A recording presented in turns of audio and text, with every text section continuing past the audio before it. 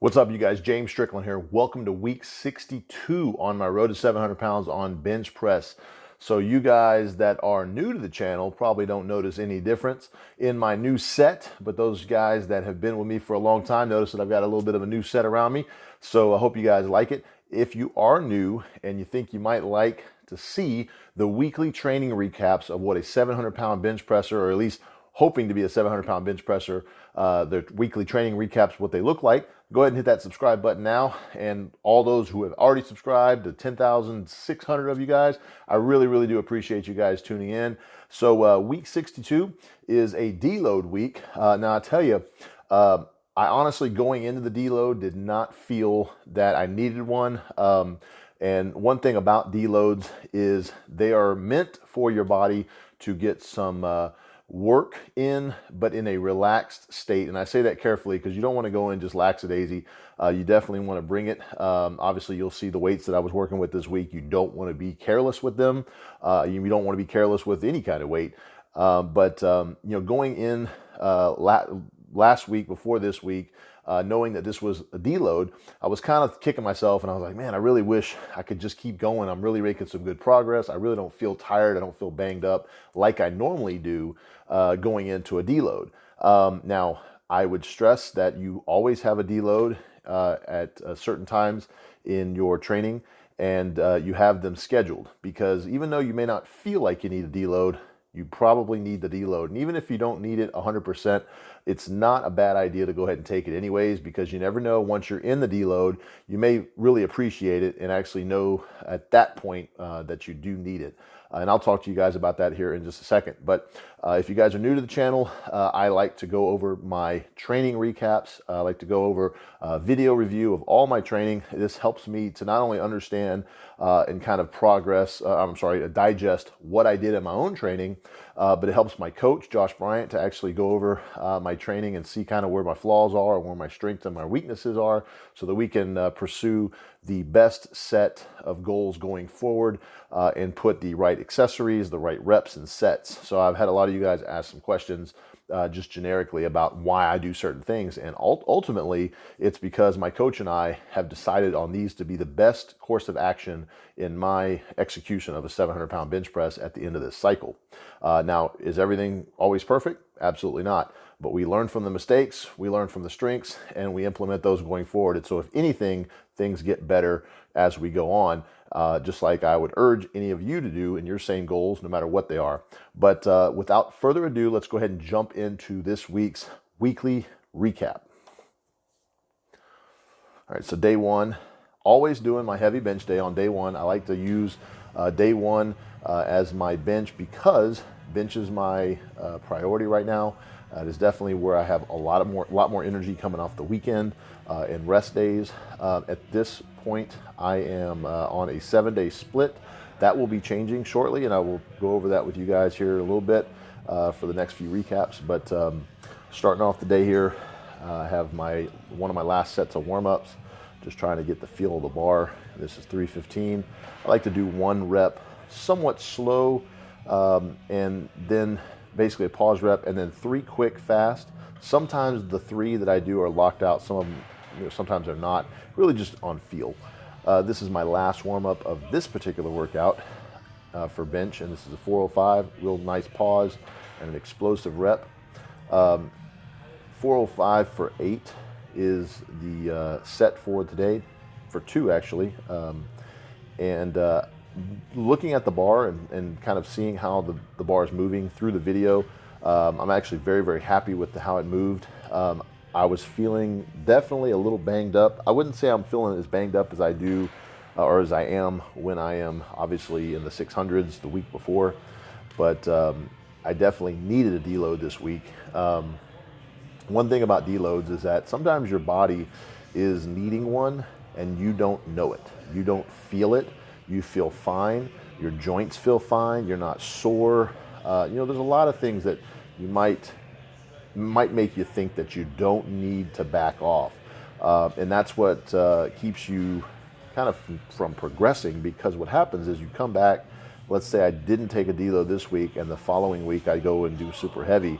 I'm not fully healed from whatever those small little nagging injuries or little strains and things like that happen that may not be showing their ugly heads right away, but I will definitely see them in the following weeks.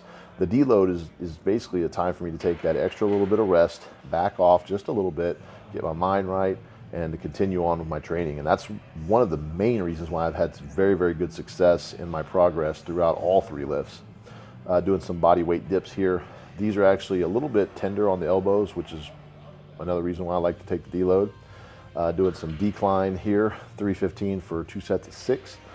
This didn't feel too bad at all. Obviously this is a little bit easier on the shoulders. That's why I do the decline. Being here at the gym that I have access to a decline, you can see how steep this decline is compared to what if I just put a couple of plates under a flat bench. So it really wouldn't do the same benefit there. Some 45-pound dumbbell flies just to get these pecs kind of stretched out. I wouldn't say these really hurt, or I'm not sorry hurt, but I don't feel like I'm working too hard on these. But the pecs are the one thing that I don't want to stress too much. Obviously, don't want pec injuries and things like that.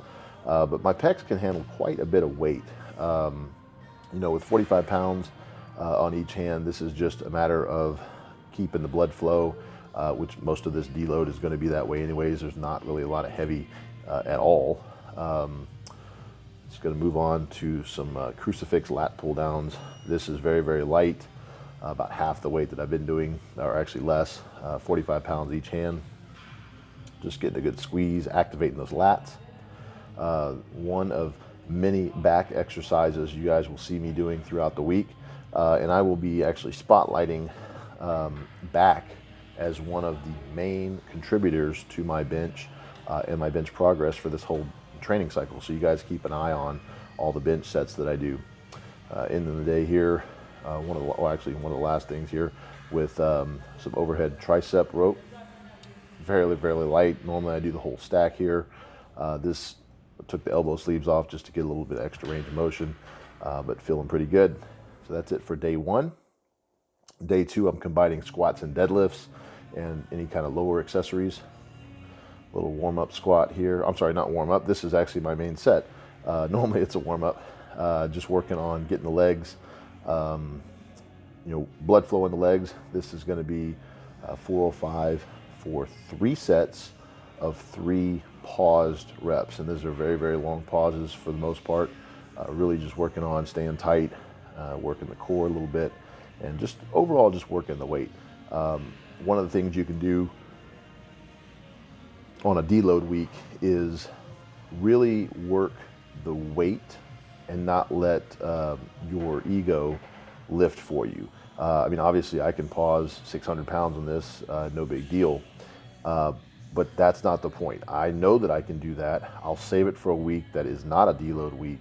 A deload week is basically just a way for me to, in terms of, let's say, a track runner. So you're used to running sprints or miles. It's the week that you come in and you just do a couple of laps jogging and you go home. And that's basically what we're doing. We're still just getting some motion in. We're not sitting at home. We're not hanging out in the bed, sleeping all day long. Definitely want to get rest and recovery, but we're still going to the gym, still spending some time in there and getting some blood flow. Last thing for today was just a quick set of 5 on deadlifts.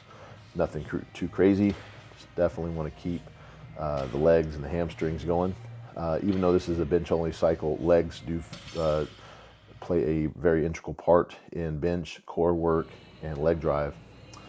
Some day 3 on here. We've got some rear delt flies, 160 pounds. This used to be a working weight. If you guys have followed for a couple weeks now or more, you know that just leading up to this particular deload, the weights actually were very similar. Did 455 last week for a set of 8. So really, doing 405 for a set of 8 is just like I did it a few weeks back. But it's funny how 405 for a set of 8 about 4 weeks ago was very taxing and just on the CNS, not so much muscularly, but just tired and kind of needed to back off, and that's exactly what we did. So revamping the road to 700 pounds here, It's focusing on some shoulders here, nothing crazy, about 20 pounds, just for some shoulder side raises.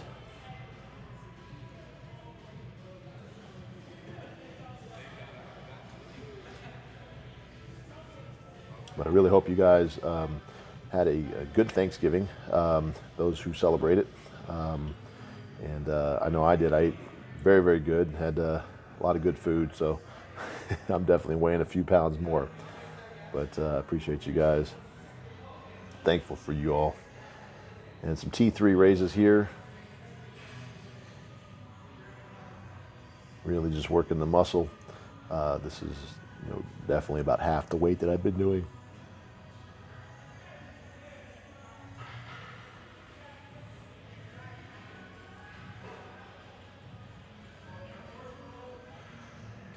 And some dumbbell bench press here.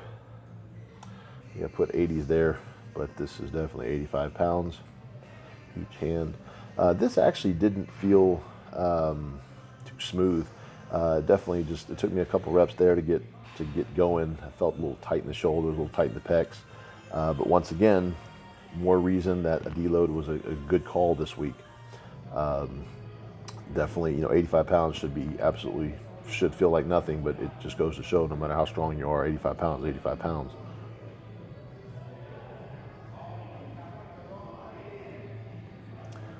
Some straight arm, fully extended dumbbell pullovers, 55 pounds here. This is kind of the standard weight that I use for this, just to get those lower pecs stretched out. This felt pretty good for this particular day. I got this angle here just to show you guys kind of where I'm going back to and kind of how far I stretch. There's no reason to go absolutely so far above your head you're touching the ground or anything like that, but just enough to get that stretch there, and you're not really muscling the weight. You're definitely wanting to stretch and just kind of get it back into position and let it stretch and back in position.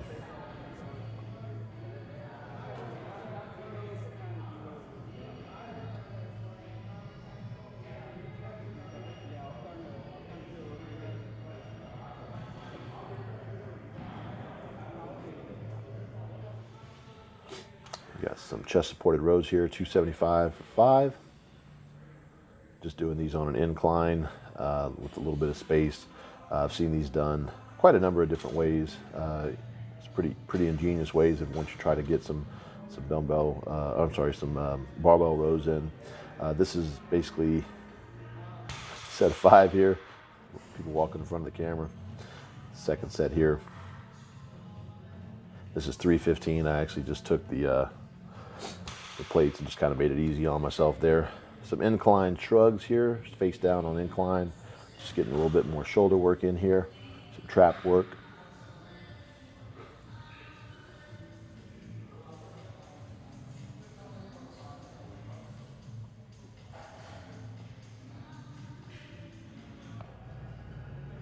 And moving on to some neutral grip lat pull downs. We're actually just going off of like 3/4 of the stack. Normally we do the full stack.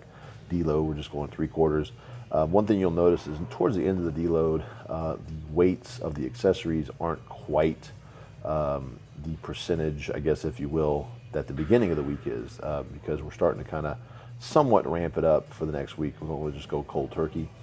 So definitely kind of just ramping it up a little bit. Another crucifix lat pull down. You notice it was 45 and 45 earlier in the week. This is 70 and 70, so just a little bit heavier. Just start kind of getting that back going again. Another back exercise. Obviously, you saw the rows earlier, and this being another back exercise. The back is critical for having a stable bench, having a solid platform to lay on and push from.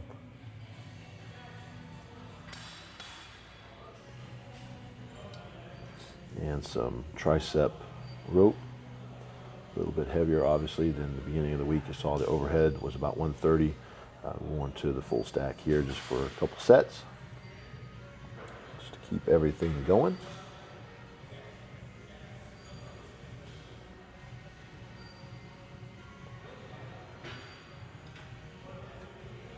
All right, so that is it for the video recap. I hope you guys enjoyed it. I know deloads aren't too terribly exciting, but they're definitely a very special and very important, critical part of my training. I hope that you can take something away from that in your own training. I've pretty much, for as long as I can remember, had some sort of deload strategy. It may not necessarily be what I'm doing now, but I've pretty much done a 4-day split for the last 10 years or so of lifting. I really haven't been lifting that long, as you guys probably can tell. Just from the time I'm telling you, 10 years, you probably think I lift a lot longer than that, but I didn't start really powerlifting until 2014. So really just 5 years ago. So I was, lifting and bench pressing and things like that, probably around 2009, 2010-ish, with kind of a round of trying out for NFL combines and things like that. But what I would do for my bench days is I would do my bench Mondays, which has typically been a staple in my training forever. And then Tuesday would be like squat, Wednesday would take off, maybe shoulders or something like that. Thursday might be deadlifts, and then Friday, maybe off. But then every fourth week typically, or every fifth week, I'd go, instead of doing barbell on anything, it was all dumbbells. So even dumbbell, like stiff-legged deadlifts instead of barbell deadlifts. Obviously, a dumbbell bench instead of barbell bench. And I would do like shoulders or lunges and things like that. I'm sorry, dumbbells on the shoulders for like standing squats and lunges and things like that, or leg press. But it's just a way for me to hit the muscle a little bit differently. Obviously, dumbbells didn't go quite as heavy as barbells, so I could kind of lighten the weight up. But that's kept me pretty healthy. I haven't had any major injuries. Actually, 0 major injuries at this point, knock on wood. But definitely the minor injuries that I do have, I bounce back very quick because I take care of myself. So if there's one message that I want to continually pound into you guys' head, it's to train smart and live to fight another day. I know that there's an ideology that you gotta put everything on the line today or else you're gonna lose the opportunity, and tomorrow's never promised. That's one way to look at it, but definitely not promised if you're injured. So that's kind of my take on it. Anyways, that is a pretty short and sweet recap for this week. I am finally getting caught up. I have one more recap for you guys that I will bring to you guys, a couple new surprises, and definitely get back on track with everything. But I definitely want to thank you guys, each and every single one of you guys who have watched the video. If you watched it, you liked it, please like it. Hit a thumbs up for me. If you have not already subscribed and you're new to the channel, welcome. Please subscribe. I'm going to get these recaps to you pretty much on a frequent weekly basis, and it's going to cover just pretty much like what I did today. We're going to have some Q&As coming up, kind of a new segment that you guys, if you're new, are not familiar with. Some of my older recaps had the Q&A section where I take some question and answers from the comments and from Instagram, things like that. So if you want to go ahead and leave a comment, I would definitely appreciate that. Leave a question, I'll get to you. I may even choose it to be on the next recap. And like I said, I am on Instagram, so if you guys are over there, you can follow me at SwimHack.